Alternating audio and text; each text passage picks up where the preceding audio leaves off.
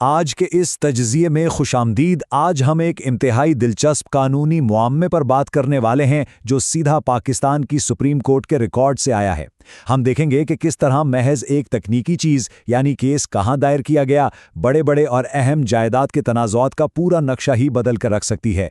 ये सिर्फ एक आम सी कानूनी बहस बिल्कुल नहीं है, बल्कि दरअसल ये समझने का एक ज़बरदस्त मौका है कि हमारे निज़ाम इंसाफ की बुनियादें अमली तौर पर काम कैसे करती हैं। तो चलिए शुरू करते हैं।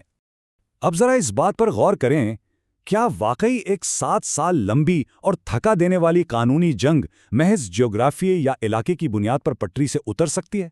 बज़ाहिर तो ये एक बहुत ही छोटी सी तकनीकी बात लगती है ना? लेकिन आइए इस कानूनी सफ़र में ज़रा गहराई तक चलते हैं ताकि ये पता लगाया जा सके कि आखिर किसी मुकदमे को दायर करने का मुकाम किसी भी केस में हार या जीत का हतमी फैसला कैसे बन जाता है।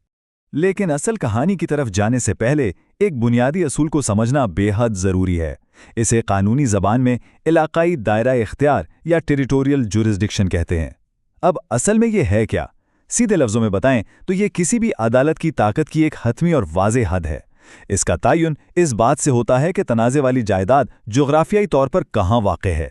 मतलब अगर किसी अदालत के पास ये इख्तियार ही नहीं है तो केस जितना मर्जी मजबूत हो, सबूत जितने मर्जी पक्के हों, उनकी कोई हैसियत नहीं रहती, सब सिफर हो जाता है। तो अब आते हैं जायदाद के इस बुनियादी तनाज़े की तरफ। केस का उन्वान है मुल्क अल्लाह यार खान बमुकाबला मुस्मात मुमताज़ बेगम। ये सारी कहानी दरअसल एक दरख्वास्त गुजार से शुरू होती है जो फ़रोख्त के एक मुआहदे की बुनियाद पर मुद्दा अलैहा को जायदाद बेचने पर मजबूर करना चाह रहा था। और यहीं से सबसे दिलचस्प तज़ाद सामने आता है जिसने इस तवील कानूनी जंग की बुनियाद रखी। ज़रा तसव्वुर करें, एक तरफ ज़िला सरगोदा है जहां दरखास्त गुजार ने अपना सिविल केस फाइल करने का फैसला किया, लेकिन और यहां एक बहुत बड़ा लेकिन, दूसरी तरफ ज़िला चकवाल है जहां वो जायदाद दरअसल वाक़ई थी जिस पर यह सारा झगड़ा था। मुद्दई ने दावा सरगोधा की सिविल कोर्ट में दायर कर दिया, ये कहकर कि चकवाल के साथ साथ सरगोधा की जायदाद भी उस मुआहदे का हिस्सा है, जबकि दूसरी तरफ मुद्दा लेका वाज़े और दो टोक मौक़िफ़ था कि भाई मुआहदे का ताल्लुक तो सिर्फ चकवाल की जायदाद से है, तो सरगोधा की अदालत का तो इस केस से कोई लेना देना ही नहीं बनता। इस शदीद इख्तिलाफ के बाद जो सूरत हाल पैदा हुई, इसे हम एक अदालती पिंग पोंग मैच कह सकते हैं। एक ऐसा केस जो मुख्तलिफ अदालतों के दरमियान किसी गेंद की तरह बस उछलता ही रहा। इस सारे सफ़र पर ज़रा एक नज़र डालते हैं। ये 7 साल की एक ऐसी कानूनी आफरा तफरी है जो निचली सतह से शुरू होकर मुल्क की सबसे बड़ी अदालत तक जा पहुंची।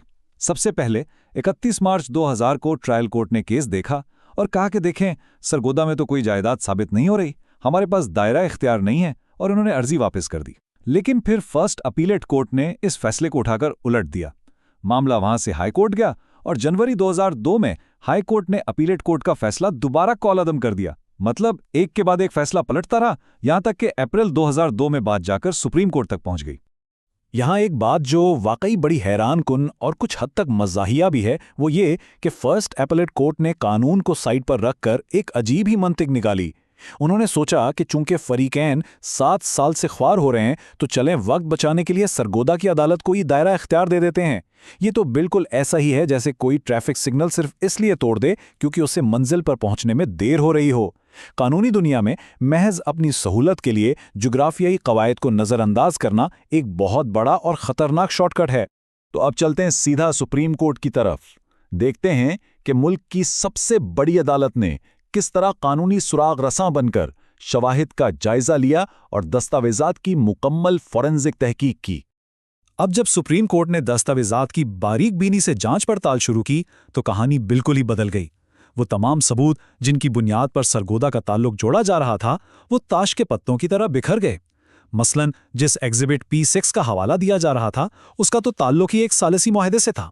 और सबसे बड़ी बात यह कि इसमें मौजूदा दरखास्त गुजार तो सिरे से फरीक था ही नहीं। जो माली रसीदें जमा करवाई गई थीं, उनमें सरगोदा या चकवाल का कोई जिक्र तक नहीं था। और आखिर में जो असल मुआहदा था जिस पर यह सारी बहस खड़ी थी, उसमें साफ साफ सिर्फ और सिर्फ चकवाल की जायदाद बेचने का वादा किया गया था। मतलब सरगोदा का तो इस पूरे मामले में कोई वजूद ही नहीं था। इन तमाम जोग्राफियाई गलतियों के बेनिकाब होने और सबूतों की कलई खुलने के बाद अब वक्त आ चुका था हतमी फैसले का, यानी सुप्रीम कोर्ट का हुक्म। सुप्रीम कोर्ट ने इस केस यानी 2002 SCMR 1835 में इंतहाई वाज़े अल्फाज में अपना फैसला सुनाया। उन्होंने कहा कि ट्रायल कोर्ट की तरफ से अर्जी वापस करने का जो हुक्म था वो बिल्कुल कानून के मुताबिक था और इसमें किसी किस्म की कोई गैर कानूनी बात शामिल नहीं थी।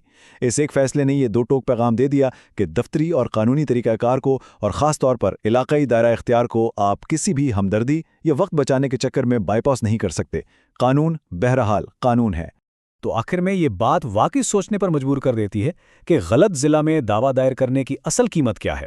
इस केस में वो कीमत 7 साल की तवील कानूनी कशमकश, शदीद जहनी अजियत और वक्त का बेपनाह ज़िया था। ये केस साबित करता है कि इलाकाई दायरा इख्तियार महज एक कानूनी खानापुरी नहीं है, बल्कि ये किसी भी केस के टिकने या गिरने की अव्वलीन और बुनियादी शर्त है। क्या महज एक छोटी सी जोग्राफियाई गलती बरसों की मेहनत पर पानी फेरने के लिए काफ़ी है? जी हाँ, बिल्कुल काफ़ी है। और ये वो सबक है जो निज़ाम इंसाफ से जुड़े हर शख्स को हमेशा याद रखना चाहिए।